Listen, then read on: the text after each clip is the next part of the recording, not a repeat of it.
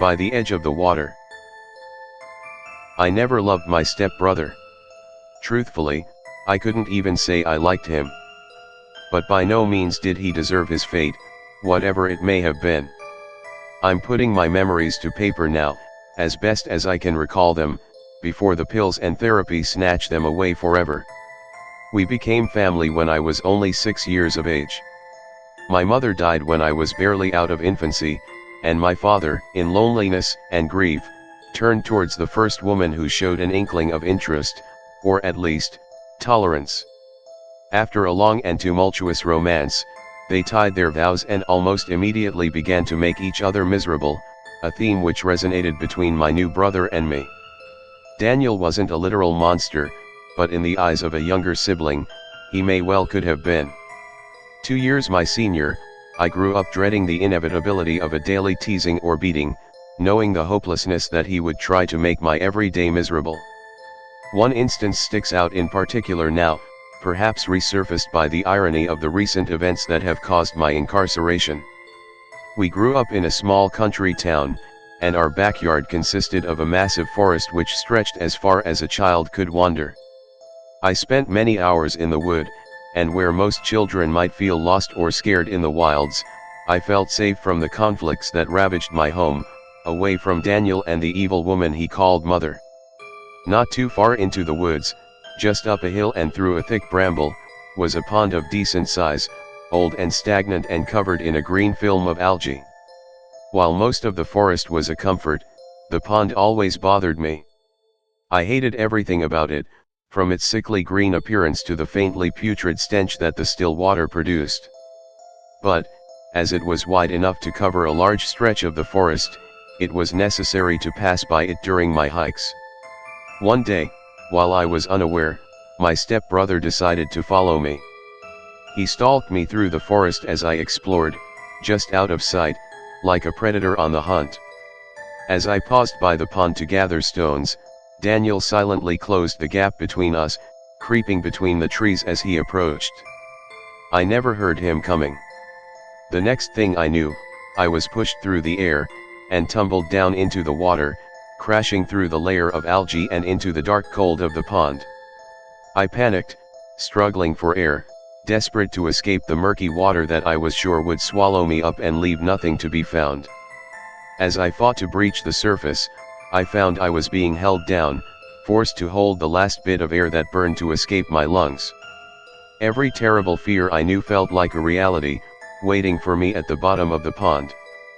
Finally, when I was all but sure that I would die, I found myself released. I broke the surface with a gasp, every muscle in my body screaming for air and the comfort of the shore. When I reached safety and had come to my senses, I became aware of an uproarious laughter behind me. I turned and saw what I should have expected, my stepbrother, cackling like a madman at his brilliant ambush. Of course, when I arrived home, his mother would hear nothing of my side of the story. Daniel told her that I fell in, and his best clothes were ruined trying to save me from drowning. The thrashing she gave me for my lies was one of the worst I had ever received, and I was forbidden from ever venturing into the forest again. As I said, I never loved my stepbrother. But, there was one time, and perhaps only one time, that I felt close to him. It only took the death of his mother. It happened when we were 17 and 19, respectively. While she was walking home from the liquor store late one night, a drunk driver swerved just a few inches off the road and struck her in the side. As she fell, her head landed on a guardrail, killing her instantly.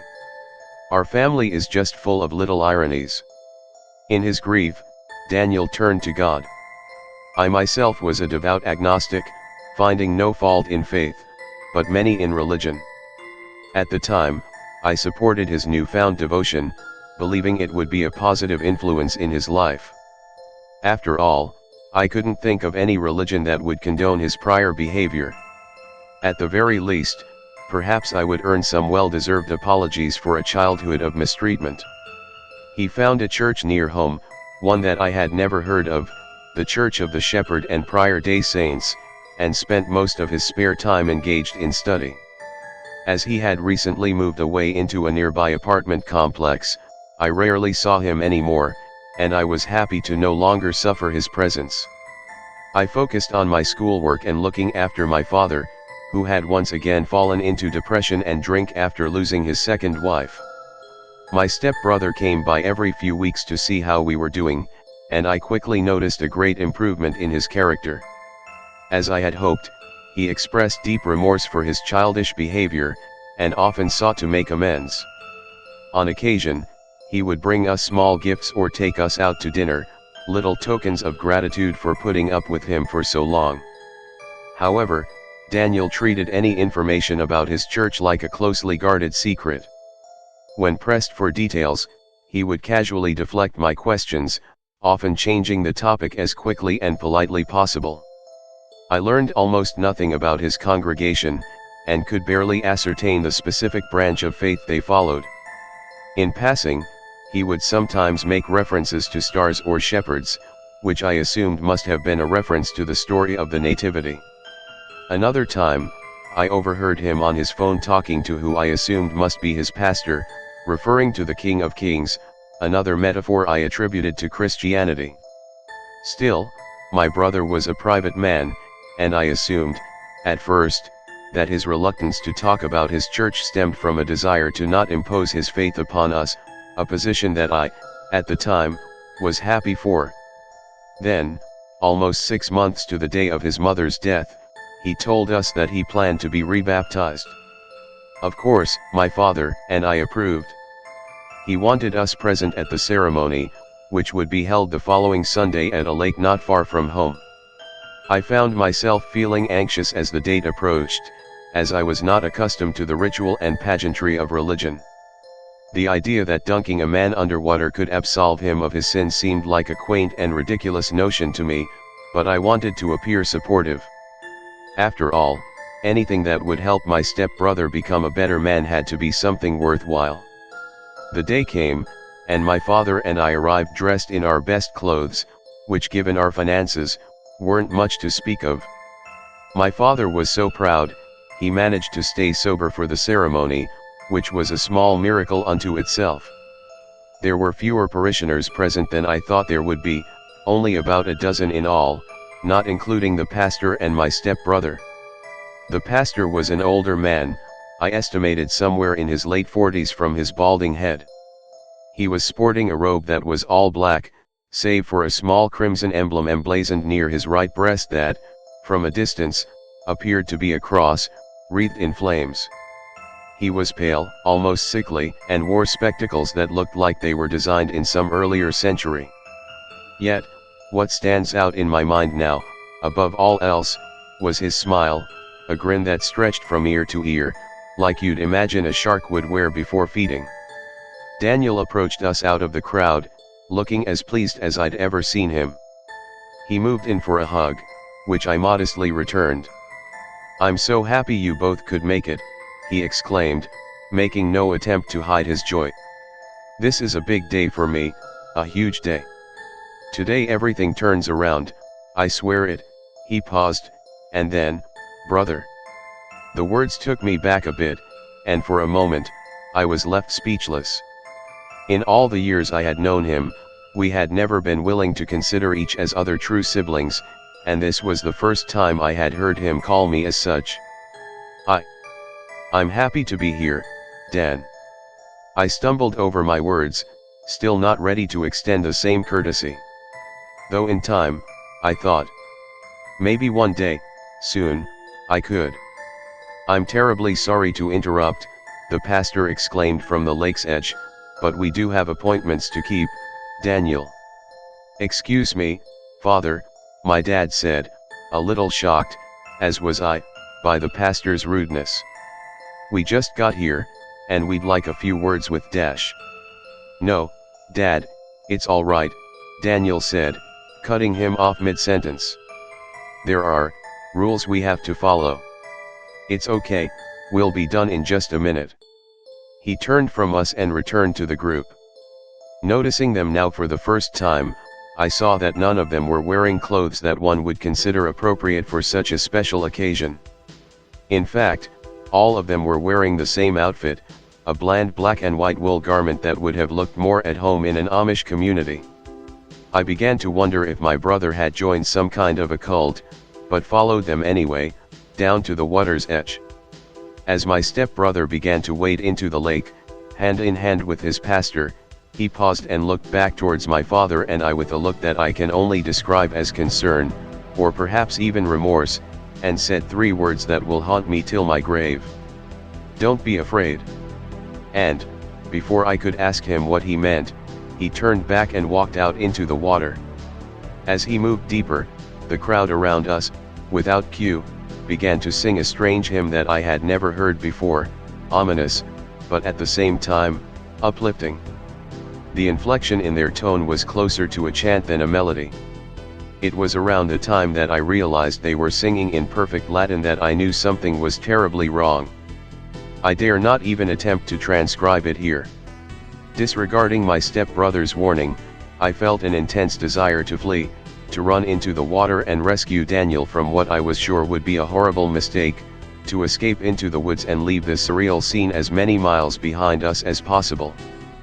But, even as this instinct grew, my feet felt rooted to the spot, my eyes transfixed on the ritual, unable to look away. While the pastor was now in the lake past his waist, Daniel was slightly taller, and crouched down into the water to stand with his head just below the man's shoulders. He looked up to the pastor, his face awash in awe, as the man raised his hand above my stepbrother's head and began to speak. "We are here today to cleanse our brother Daniel of his sins," he started. "To wash his spirit clean in this holy lake, and present him to our Lord as a man of faith renewed, his soul reborn, his devotion absolute." He closed his eyes then, and with a look of utmost concentration, uttered a chant in another tongue, one that I still haven't been able to place to a region or time in known history.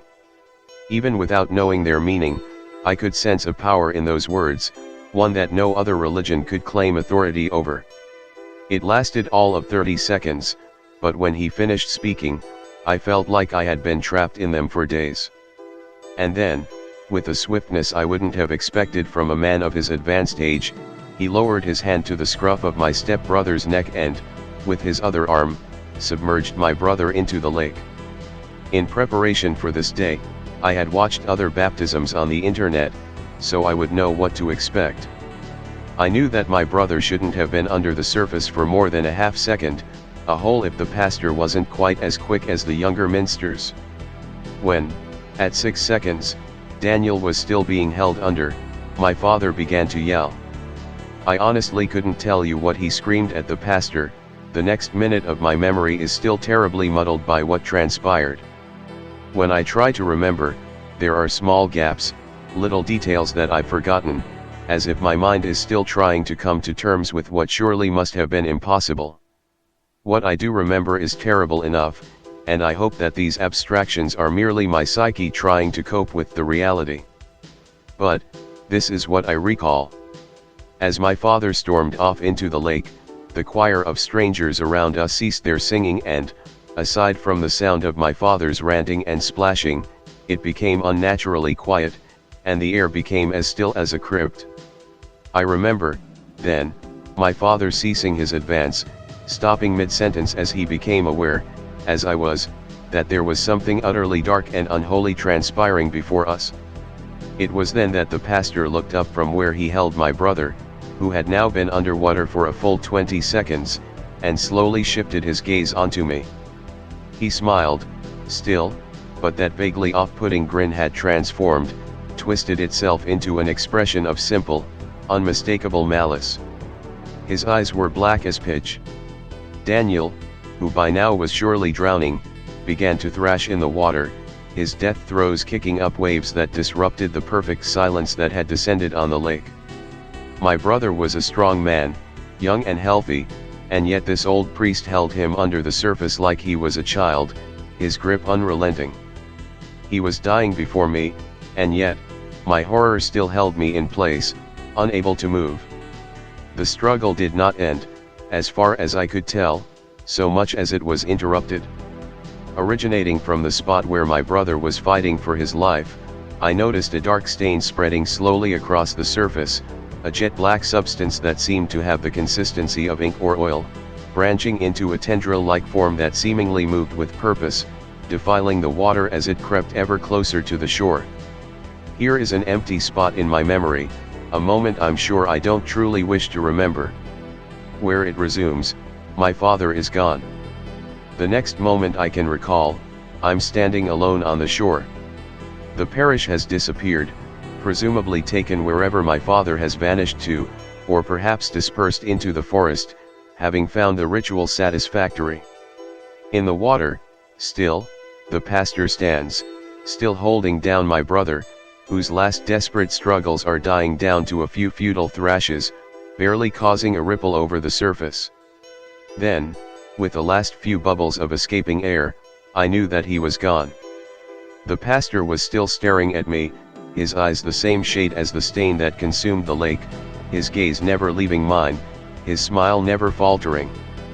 He wore a look of grim satisfaction, a knowing that his godless act had come to completion.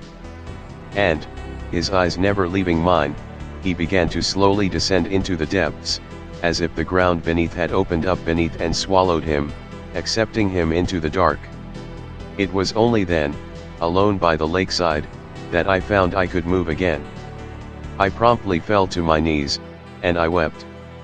The police never found my brother, my father, or any proof of the church's existence. They even had the audacity to accuse me of their murder, but I was released on lack of evidence. After all, there wouldn't be much of a case if they couldn't find any bodies to pin me to. Begrudgingly, they sent to the care of a local psychiatric hospital. While the staff here has treated me well, I hold a bitter resentment towards them. No one here believes my story, they call it the fevered delusions of a disconcerted mind.